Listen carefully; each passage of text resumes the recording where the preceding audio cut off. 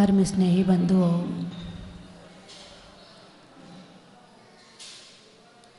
सामान्य सा नियम अनंतानुबंधी की चार कषाय, मिथ्यात्व सम्यक प्रकृति के जाने पर चौथा गुण स्थान प्राप्त हो गया। अब एक सीढ़ी और आगे बढ़ना है, पांचवें गुण स्थान में जाना है, तो उसके लिए क्या करना पड़ेगा? किसी को पता है? पता है आपको कि पांचवें गुण स्थान में जाना है तो क्या करना पड़ेगा? हाँ? प्रतिमा लेनी पड़ेगी। क्या लेनी पड़ेगी? प्रतिमा लेनी पड़ेगी। कितनी प्रतिमा लेनी पड़ेगी? कम से कम 2 प्रतिमा लेनी पड़ेगी। कितनी प्रतिमा? 2 प्रतिमा। तो यहाँ बैठे हुए में कोई है जिसने 2 प्रतिमा अभी तक ली हो? एक बार जो प्रतिमा शब्द को नहीं जानता था तो उनसे पूछा, भाई साहब प्रतिमा आपकी कितनी है? बोले 5। लग नहीं रहे थे मुझे। मैंने कहा 5 प्रतिमा? बोले एक मैंने जहाजपुर विराजमान करवाई, एक मैंने वहाँ विराजमान करवाई, एक मैंने वहाँ विराजमान करवाई, ऐसे मैंने 5 प्रतिमाएं ली हैं। बात समझ में आई कि नहीं आई? वो प्रतिमा भगवान की है, लेकिन यहाँ जो प्रतिमा है वो भगवान बनने के लिए है। इस प्रतिमा का मतलब है कि कुछ गुणों का एक बना दिया कि जितने गुण हैं इतने में 1 प्रतिमा, इतने गुण और बढ़ाओगे तो 2 प्रतिमा, इतने नियम और लोगे तो 3 प्रतिमा, इतने गुण और आ जाएंगे तो 4 प्रतिमा, इतने और आ जाएंगे तो 5 प्रतिमा। इस तरह से जो गुणों का समूह कुछ है तो वो प्रतिमा कहलाता है यहाँ पर। यानी जैसे 2 प्रतिमा है तो 2 प्रतिमा का मतलब है कि 12 व्रतों का पालन। क्या आ गया इसमें?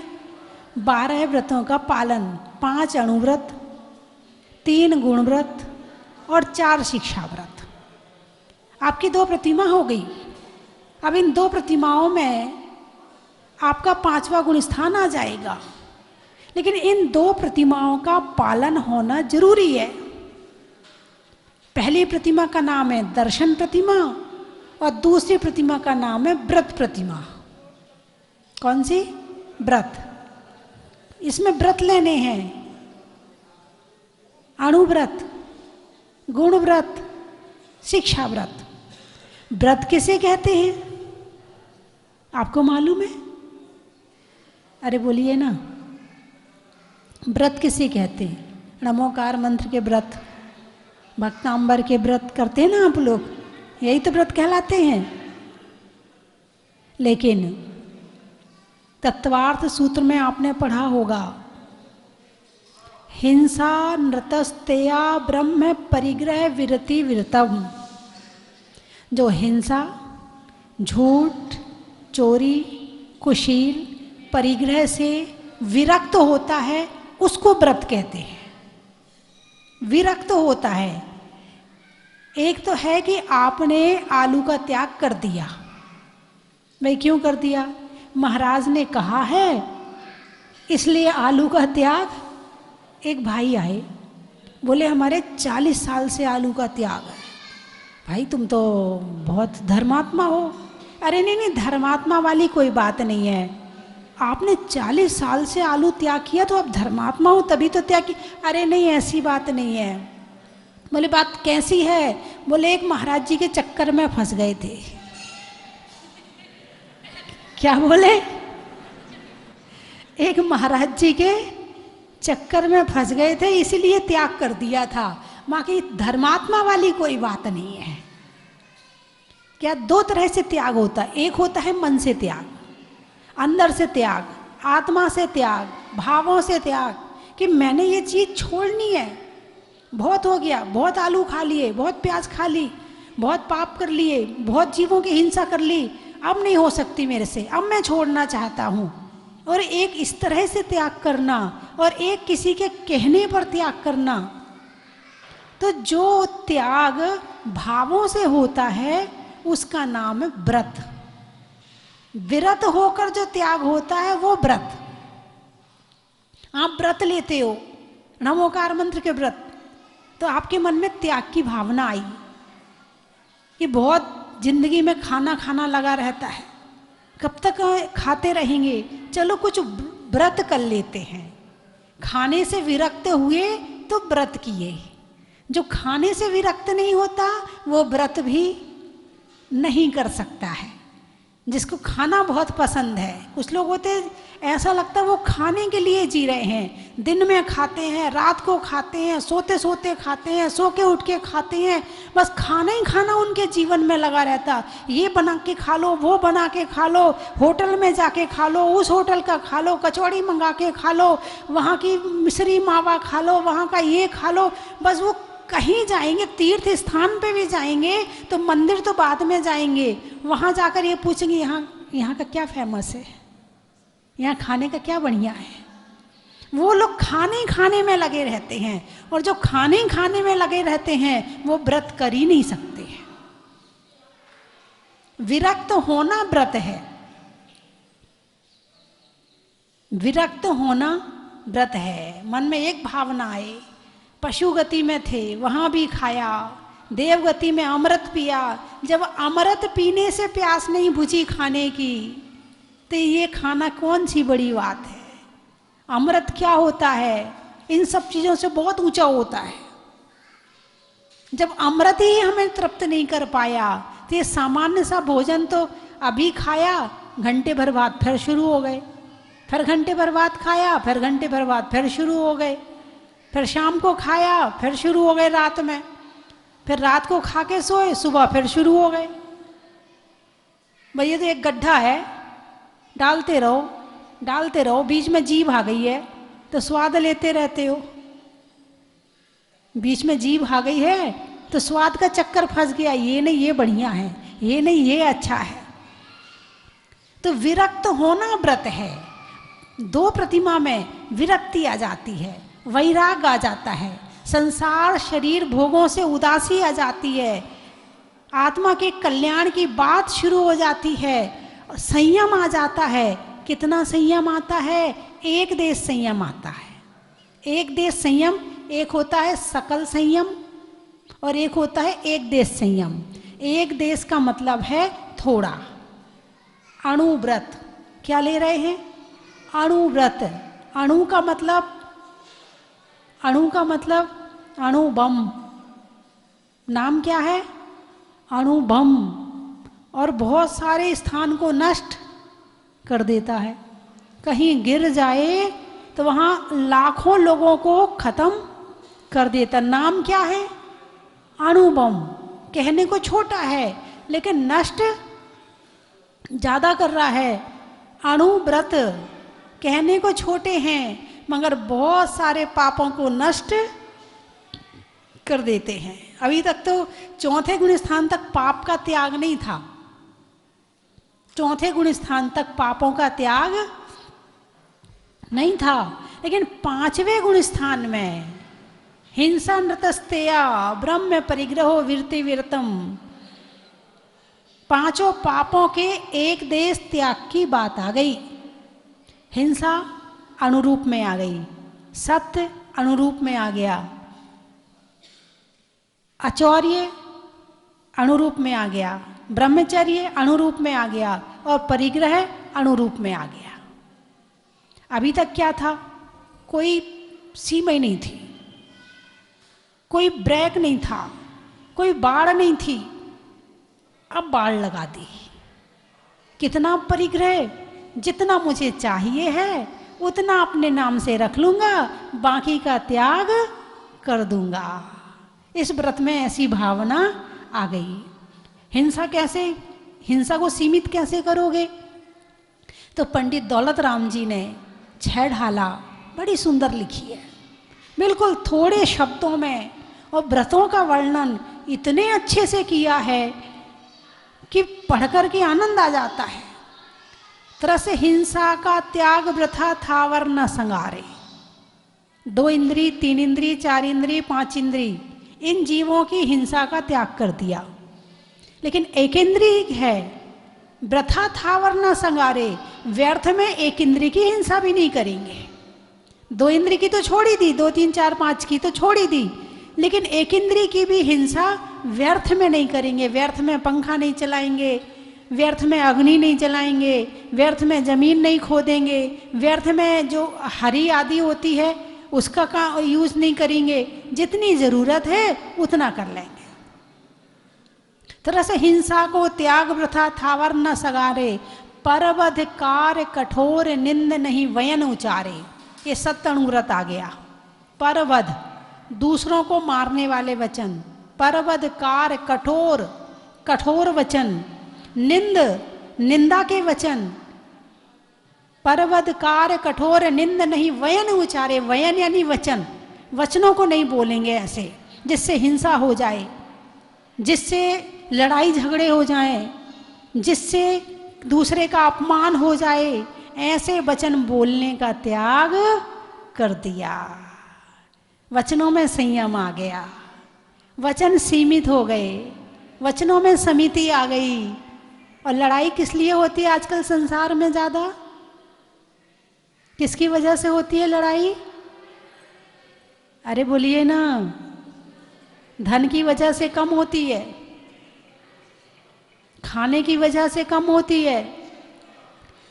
यदि धन की वजह से हो तो बहुत बड़े बड़े लोग हैं, उनके यहाँ कोई कमी नहीं है, ना खाने की, ना पहनने की, ना ओढ़ने की, फिर भी नहीं बन रही आपस में। भाई कारण क्या है?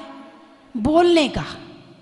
एक दूसरे को सम्मान नहीं दे सकते, एक दूसरे को अपमान के वचन बोलते हैं, एक दूसरे से कठोर बोलते हैं, एक दूसरे को नीचा दिखाने वाले वचन बोलते हैं, एक दूसरे को दबाने वाले वचन बोलते हैं। ना धन की कमी है, ना खाने की कमी है, ना पहनने की कमी है, कोई कमी नहीं है घर में। घर में ज्यादा लोग भी नहीं है, हो सकता अकेले पति पत्नी हो फिर भी सुखी नहीं है। कारण क्या है? भाषा समिति नहीं है। क्या नहीं है? भाषा समिति नहीं है। तू तड़ाक करके बोलते हैं, एक दूसरे पर दिन भर चढ़े रहते हैं, एक दूसरे को दिन भर क्रोध करते रहते हैं, एक दूसरे का अपमान का वचन बोलते रहते हैं, एक दूसरे की कमियां निकालते रहते। तूने ऐसा किया था, उस दिन तुमने ऐसा किया था, उस दिन तुमने ऐसा किया था।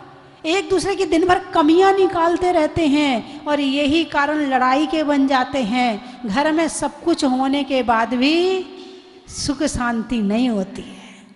धन कमाया बेकार हो गया है, ज्वेलरी कमाई वो भी बेकार हो गई, अच्छे कपड़े वो भी बेकार हो गए। क्यों? केवल वाणी के कारण से।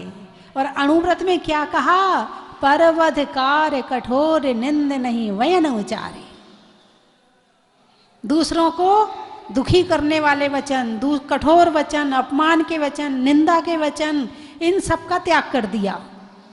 दूसरे को दुख देने का त्याग हो गया। क्या हो गया? दूसरों को दुख देने का त्याग हो गया। और जब दुखी करना छोड़ दिया तो हिंसा भी छूट गई और सत्य अनुव्रत भी आ गया। हाँ, अभी इतनी छूट है, जैसे छोटा बच्चा है, घर में लड्डू रखे हैं, उसने 4 लड्डू खा लिए, बच्चा फिर भी मांग रहा है मम्मी लड्डू दो ना। अब मम्मी को पता है यदि इसको अभी लड्डू देती हूँ तो इसका पेट अभी खराब हो जाएगा और बीमार हो जाएगा, और बच्चे को मना करोगे तो वो मानेगा नहीं। तो मम्मी क्या कहेगी? बेटा लड्डू तो खत्म हो गए, और बनाएंगे ना तेरे लिए, तब तुझे लड्डू खाने को देंगे। अभी लड्डू घर में रखे हैं। झूठ तो बोला, लेकिन इस झूठ में किसी की बुराई नहीं है, लड़ाई नहीं है, अपमान नहीं है, इस झूठ में अहित नहीं है, इस झूठ में हिंसा नहीं है। इतनी छूट है। क्या? इतनी छूट है।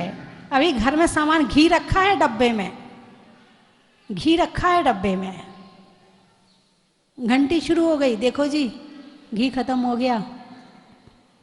ऐसा होता है कि नहीं होता? घी खत्म हो गया, घी ले आओ। अभी रोटी में घी आ रहा है लेकिन घी खत्म हो गया।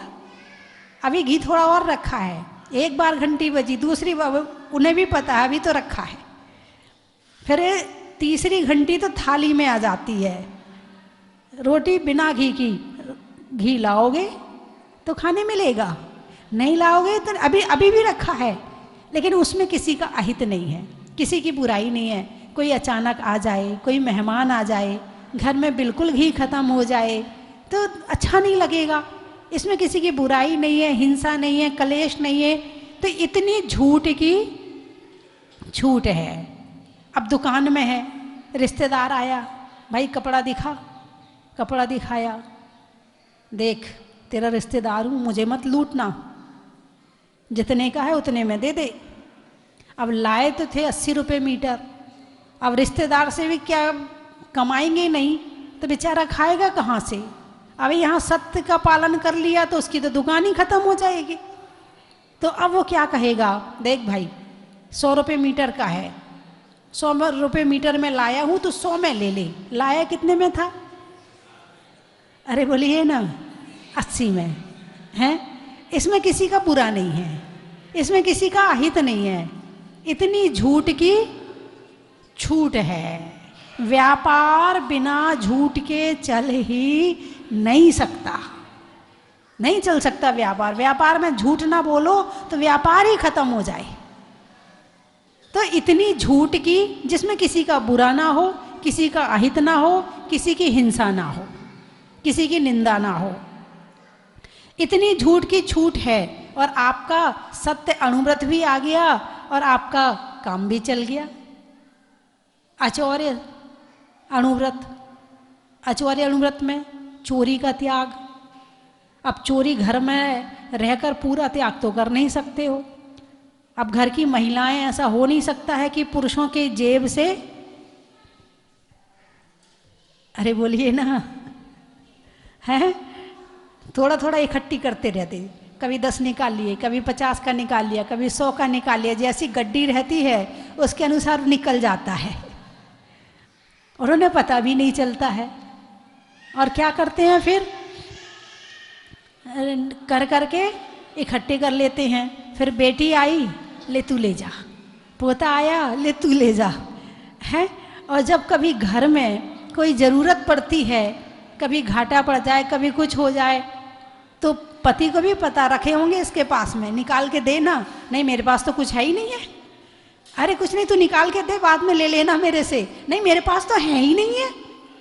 अरे तू दे दे, अभी दे दे, बाद में ले लेना, बहुत ज़रूरत है मुझे। अच्छा लो, ये लो, आ गए निकल के। कहाँ से इकट्ठे किए थे?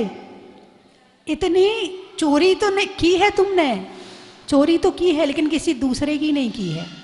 इस पर तुम्हारा अधिकार था, इसलिए तुमने की है, वरना तुम चोरी करने वाले नहीं थे। लेकिन इसमें दौलत राम जी क्या कहते, जलमृतिका बिन और ना ही कछु गहे अदत्ता।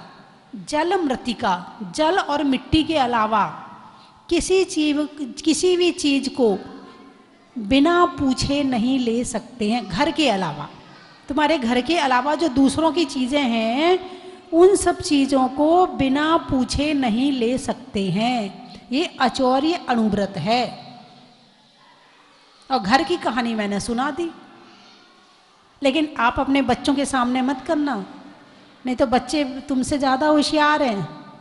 वो कहा, वो तुमने तो उनकी जेब से निकाला, वो तुम्हारे पर्स से निकाल लेंगे और कहेंगे अपने माता जी ने तो छूट दी है।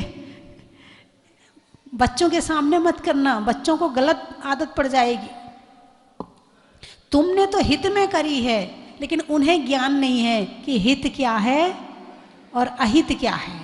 हित अहित उन्हें पहले समझाना जरूरी होता है।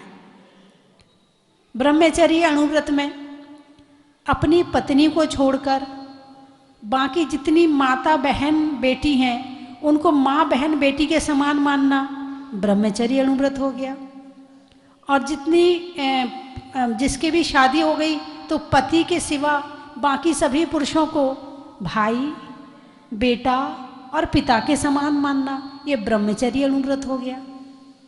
और परिग्रह परमाणु व्रत, इसमें परिग्रह में सीमा बना ली, परिमाण बना लिया कि जितनी मुझे ज़रूरत है, 1 मकान की 2 मकान की, उतने अपने नाम से रख लिए, बाकी का त्याग कर दिया। जितनी गाड़ी की ज़रूरत है उतनी अपने नाम से रख ली, बाकी का त्याग कर दिया। जितने सोने की ज़रूरत है उतना अपने नाम से रख लिया, बाकी का त्याग कर दिया। जितने कपड़ों की ज़रूरत है उससे 50 और ज़्यादा रख लो और बाकी का त्याग कर दिया। ये परिग्रह परमाणु व्रत हो गया। बात समझ में आई कि नहीं आई? पाप और कषाय, कषाय हो तो पाप होता है, और पाप को छोड़ो तो कषाय भी कम होती है।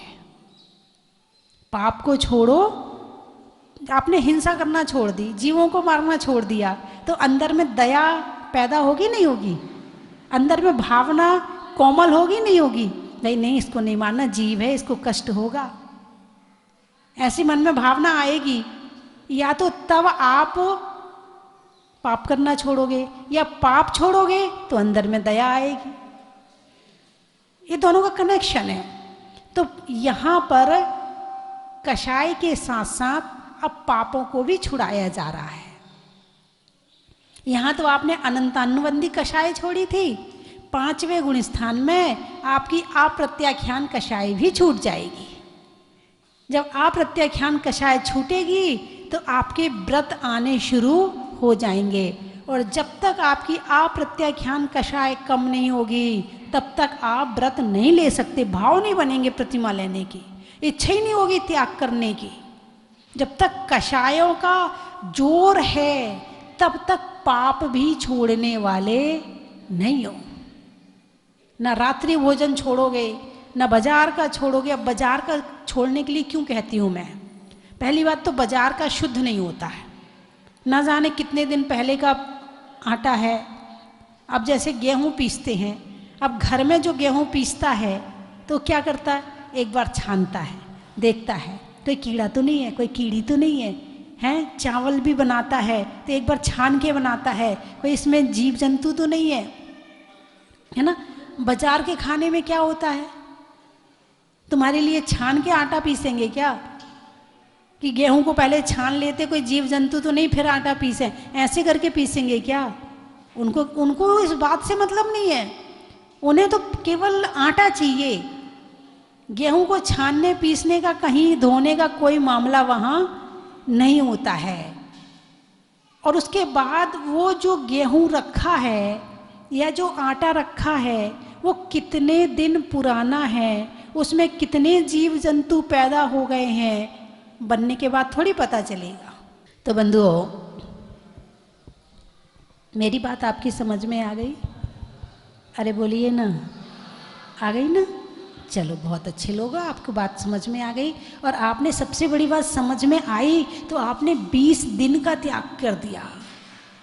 हम पॉजिटिव देखें ना, ग्लास आधा भरा है आधा खाली है, हम आधा भरा हुआ देखें ना, आधा खाली क्यों देखें? आपने 20 दिन का त्याग किया, ये आपने बहुत बड़ा काम कर लिया। आज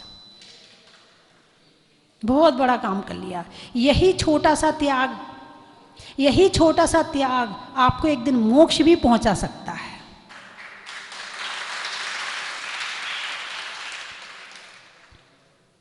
तो संयम जीवन में बहुत जरूरी है।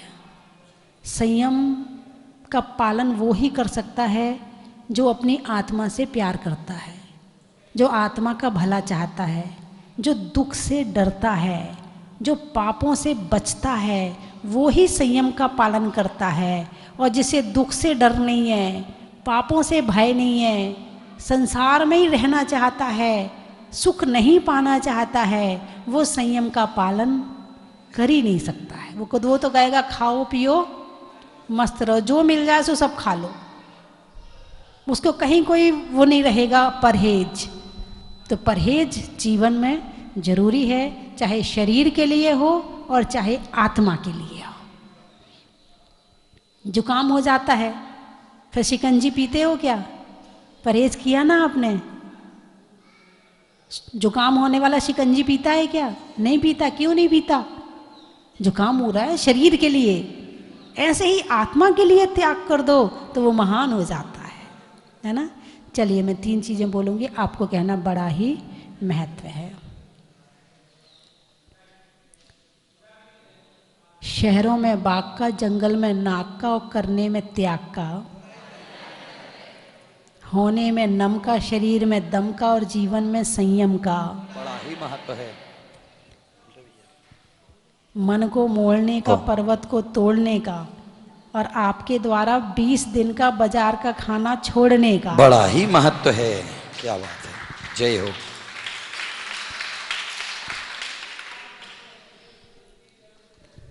हिंदी में मात्रा का, स्कूल में छात्रा का, आपकी तीर्थ यात्रा का। बड़ा ही महत्व है। चंद्रमा में गुरुत्वाकर्षण का, भौतिकता में आकर्षण का, भगवान के दर्शन का। बड़ा ही महत्व है। कहाँ कहाँ से आप लोग आए हैं, नाम बताइए। व्यापारियों में मोल का, सामान देने में तोल का, और आने वालों में घाटोल का। बड़ा ही महत्व है। मुंगाना। भोजन में बड़ा का, गर्मी में घड़ा का, और आने वालों में मुंगाना का। बड़ा ही महत्व है। और पारसोला, चढ़ाने में गोला का, तोलने में तोला का, और आने वालों में पारसोला का। बड़ा ही महत्व है। नरवर, पक्षी में पर का, बारात में वर का, और आने वालों में नरवर का। बड़ा ही महत्व है। गाने में सुर का, नृत्य में नूपुर का, आने वालों में उदयपुर का। बड़ा ही महत्व है। और हो गए। पढ़ का, नहीं करने में गड़बड़ का, और आने वालों में प्रतापगढ़ का। बड़ा ही महत्व है। हो गए। अब जो लोग जहाजपुर में आए, तिरंचों में बिल्ली का, डंडा में गिल्ली का, आने वालों में दिल्ली का। बड़ा ही महत्व है। महिलाओं में कड़ा का, मसालों में खड़ा का, और आने वालों में बांसवाड़ा का। बड़ा ही महत्व है। देने में दाद का, नहीं होने में विवाद का, और आने वालों में होशंगाबाद और अहमदाबाद का। बड़ा ही महत्व है। गाने में सुर का, रिश्तों में ससुर का, और आने वालों में उदयपुर, छतरपुर, कानपुर का। बड़ा ही महत्व है। भोजन में दाल का, पूछने में हाल का, और आने वालों में बंगाल का। बड़ा ही महत्व है। वृक्षों में बट का, हरिद्वार में मठ का, और आने वालों में मेरठ का। बड़ा ही महत्व है। आम की बोर का, खाने में कौर का, आने वालों में इंदौर का। बड़ा ही महत्व है। बच्चों में प्यार का, महिलाओं में हार का, और आने वालों में धार का। बड़ा ही महत्व है। पशुओं में खुर का, देवों में असुर का, और आने वालों में जबलपुर का। बड़ा ही महत्व है। होने में नम का, शरीर में दम का, और आने वालों में असम का। बड़ा ही महत्व है। नदी में नाव का, मनुष्यों के प्रभाव का, और आने वालों में बंगाई गांव का। बड़ा ही महत्व है। बैठने में दरी का, भोजन में बरी का, और आने वालों में सीकरी का। बड़ा ही महत्व है। ट्रेन में टीटी का, घर में बेटी का, और आने वालों में गुवाहाटी का। बड़ा ही महत्व है। सतियों में अनंग सरा का, गाँव में दरा का, और आने वालों में आगरा का। बड़ा ही महत्व और है। जावरा का। बड़ा ही महत्व है। शरीर में पाँव का, सुधरने में भाव का, और आने वालों में गुड़गांव का। बड़ा ही महत्व है। बोलिए 24वें भगवान की।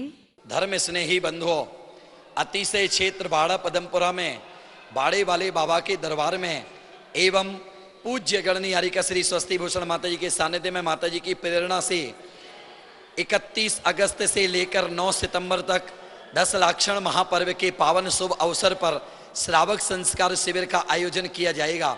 श्रावक संस्कार शिविर में देश भर से सैकड़ों शिविरार्थी पधारेंगे और अपनी आत्मा का कल्याण करेंगे।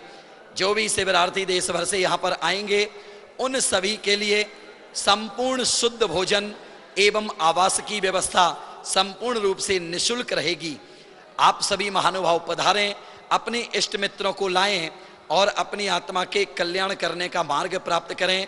बाबा के दरबार में 10 दिन रहने का सौभाग्य, माता जी के सानिध्य में रहकर के ज्ञान प्राप्त करने का सौभाग्य आप सभी को प्राप्त होगा। नीचे पट्टी पर चल रहे नंबरों पर संपर्क करके अपनी बुकिंग आरक्षित करें एवं अपना स्थान प्राप्त करें और सौभाग्य प्राप्त करें, अपने जीवन को सफल करें।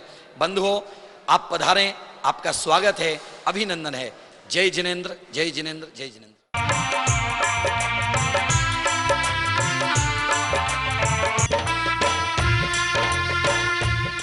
ब्रदर जय जिनेंद्र।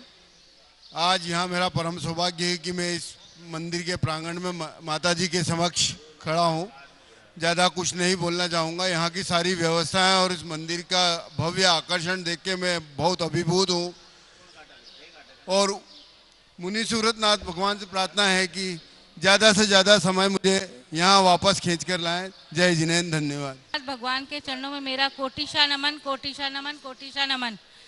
बंदामी माता जी, बंदामी माता जी, बंदामी माता जी, सभी को जय जिनेंद्र। मेरे को यहाँ पे आके बहुत ही सुखद अनुभूति हो रही है।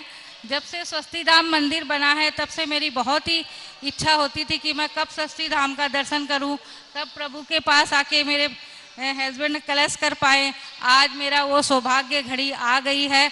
आज इन्होंने अभिषेक शांति धारा की, हमने बहुत ही पुण्य का अवसर प्राप्त किया है। मैं मुनि सूरतनाथ भगवान के चरणों में कोटि कोटि वंदन करती हूँ। हे भगवान, मैं वापस आपके चरणों में बहुत ही जल्दी आ सकूं, ऐसी मैं मन की भावना भाती हूँ। नमोस्तु भगवान, नमोस्तु। में आने के बाद पहले तो विचार नहीं था अभिषेक का, लेकिन प्रभु की कृपा से देखते ही जो है विचार बन गया और इतने आनंद से हमने किया। मैं हैदराबाद से आया हूँ और इतना मैंने सुंदर व्यवस्था और इतना सुंदर जो अभिषेक पहली बार जिंदगी में किया है। उसके लिए सबको भगवान को नमोस्तु, नमोस्तु, नमोस्तु।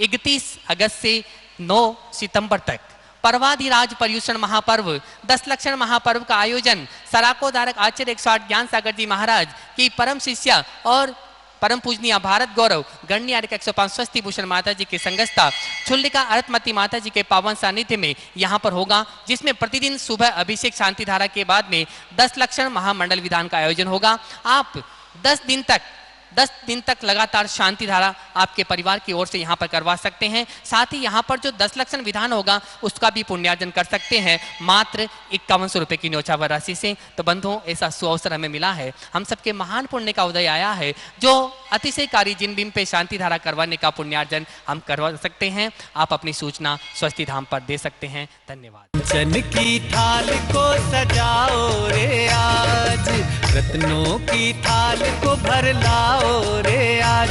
आओ आओ करे रे गुणगान आरती भगवन की।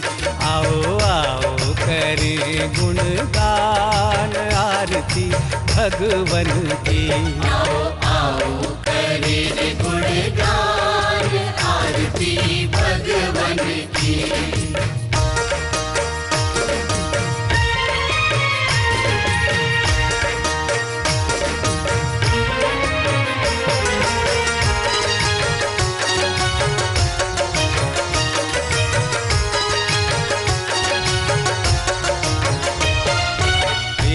सुमित्र के राज दुलारे, माँ पद्मा जी के नैनों के तारे। पिता सुमित्र के राज दुलारे, माँ पद्मा जी के नैनों के तारे। राजगृही में जन्म लियो आप, राजगृही में जन्म लियो आप। आओ आओ मनाए खुशी आज आरती भगवन की। आओ आओ करे गुणगान आरती भगवन की। आओ आओ करे गुणगान आरती भगवन की।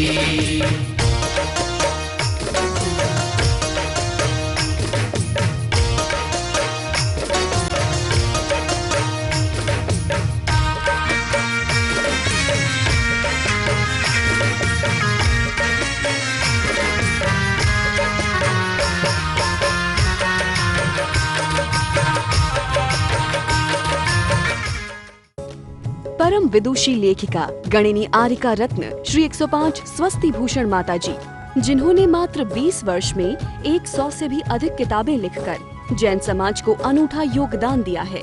बड़े बड़े विधान जैसे कल्पद्रुम महामंडल विधान, सिद्ध चक्र महामंडल विधान, इंद्रध्वज महामंडल विधान, एवं विशेष जनपद, पूजांजलि आदि महत्वपूर्ण साहित्य बहुत ही सरल व सुबोध शैली में लिखे हैं, जिसमें गद्य एवं पद्य साहित्य भी समाहित है।